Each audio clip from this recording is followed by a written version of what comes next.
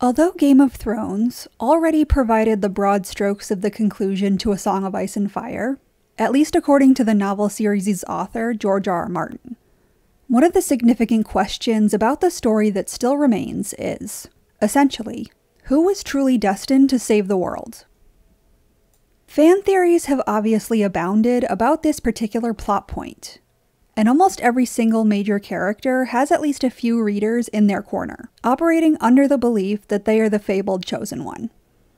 But clearly, there are two particular frontrunners when it comes to who is the true messiah of Planetos: Jon Snow and Daenerys Targaryen. However, there are a considerable number of context clues and foreshadowing that indicate that, in fact, neither of them is or ever was fated to save humanity. The first and most obvious reason why neither Jon nor Dany is likely meant to be the ultimate hero of the piece is that it simply does not fit with the overall themes and trends within George R.R. Martin's writing. The notion of one single person who was born to save the world, and will do so regardless of their own choices, does not seem to fit within his storytelling style at all. It seems considerably more likely that a group of people, if not all of humanity, will be responsible for whatever world saving that needs to happen towards the end of the series. And the notion that Westeros can only be saved by one person, and no one else, seems like the exact kind of ridiculous fantasy trope that George R.R. Martin loves to subvert. And beyond that, one of the most interesting assumptions on the part of the broader fandom is that this savior, who is commonly believed to be the fabled Azor Ahai, or the prince that was promised, is actually a savior. It's understandable in the sense that the people who are aware of this prophesied character seem to believe it. But upon further examination, that claim seems to be dubious, because both the content of the prophecies, as well as the people who believe in those prophecies, really seem to beg the reader to question what kind of hero this person truly would be. At this point, we know very little about Azor Ahai, beyond the fact that he delivered the world from darkness and forged his sword Lightbringer by using it to kill his beloved wife and imbue it with power through that sacrifice. Obviously, A Song of Ice and Fire is a dark story in general, but this is a very interesting origin story for a supposed hero. When it comes to storytelling, framing can be everything, and it's interesting that one of the confirmed future plot twists in A Song of Ice and Fire is that Stannis will burn Shireen. And it's also interesting how clearly this situation seems to mirror Azor Ahai. Stannis' decision to kill Shireen will likely come about through a nearly identical thought process. Stannis and his men will need some kind of divine intervention to help them out of a terrible situation, and the sacrifice of Shireen is supposed to give them that power. And yet, in Game of Thrones and likely in A Song of Ice and Fire, that decision is obviously one of the most horrifically evil things that will happen in the story. But the basic framework of Azor Ahai's myth is pretty much identical to that. And given that Melisandre already believes that Stannis is Azor Ahai reborn, it can't be a coincidence. Given the obvious through line between both character arcs, it also seems as if George R.R. Martin is priming the audience to reconsider their point of view when it comes to the heroism of this character archetype, and whether or not someone who brutally murders a loved one for magical power can actually be seen as a hero. And in that same vein, those who are preoccupied with this prophecy like Stannis, Melisandre, and the followers of R'hllor in general are, to put it bluntly, batshit crazy. Although none of the religions in A Song of Ice and Fire seem to be particularly morally good, the followers of R'hllor seem to be the most actively malevolent religious zealots who justify their brutality by claiming righteousness and ascribing the power that they get from slaughtering people as a sign of the Lord of Light's favor. Therefore, it's not much of a stretch to assume that anyone that R'hllor's acolytes believe to be a hero is anything but heroic. However, One particular person who is obsessed with the prophecy makes me specifically believe that it's entirely impossible for Jon and/or Dany to be this fabled savior. And that is Rhaegar Targaryen. Prophecy is an interesting component of the A Song of Ice and Fire story in general, as the focal point of their importance seems to revolve more around what people will do in the name of their interpretations of prophecy, rather than what that prophecy actually might mean. Characters like Melisandre, Cersei, and of course Rhaegar let their beliefs about prophecy lead them to do things that no rational, moral, or even remotely logical person would do in their right mind. And when it comes to the prince that was promised prophecy, no one was more devoted to or obsessed with it than Rhaegar Targaryen. Rhaegar's relationship to the prince that was promised prophecy is a really interesting one as well, because ultimately, we already know with 100% certainty that he interpreted it incorrectly at least once.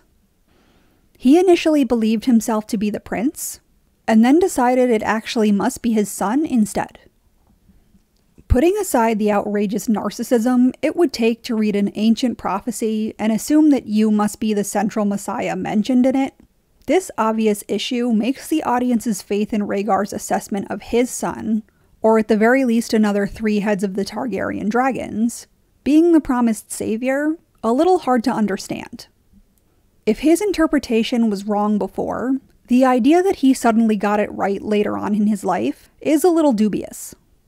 Not to mention, his belief was that his first son Aegon was this hero, not Jon or Dany.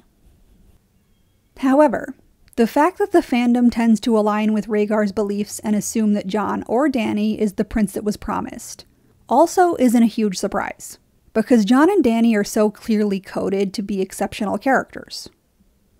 This is a fantasy story, and they seem like the exact kind of people who were destined to save the world. But again, I seriously doubt that this is the case, not just because of Rhaegar's faulty reasoning, but because of what Rhaegar actually did in order to fulfill his interpretation of the prophecy. Ironically, despite the hot mess that Rhaegar created, and if you believe that young Griff truly is Aegon Targaryen, the 3 heads of the dragon that Rhaegar was so consumed by are actually in existence now, and they're poised to meet each other right around the time that the others are going to pose a massive threat to humanity. But it seems extraordinarily unlikely that an author like George R.R. Martin would make these characters into the heroes when taking into consideration what was actually done and justified in order to bring the 3 heads of the dragon into existence.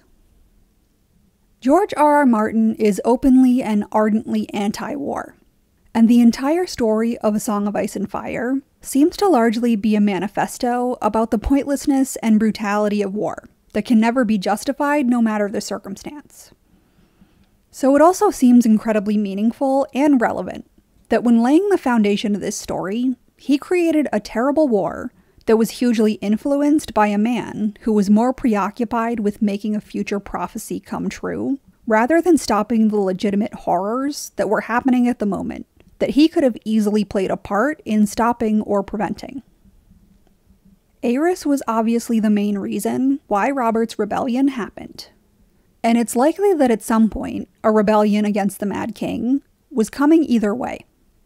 But Rhaegar absconding with Lyanna was undeniably the catalyst for the situation exploding into chaos.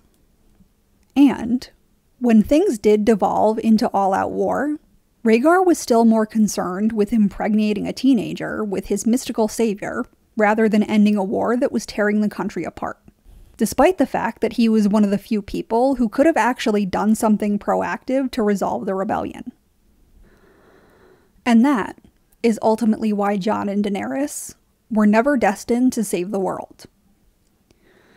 Again, a huge theme of the entire series is that war is unjustifiable.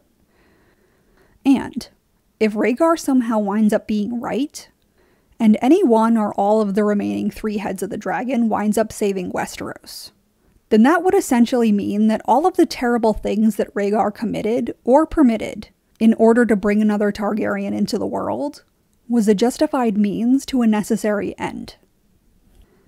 Ultimately, if Jon, Dany, or even young Rhaegar winds up being the linchpin in the quest to save the country, then on some level, that would mean that despite all of the horrific things that happened, and despite all of the innocent people who needlessly suffered in Robert's rebellion, in the end, it was all worth it because one or more Targaryens were needed to save the world in the future.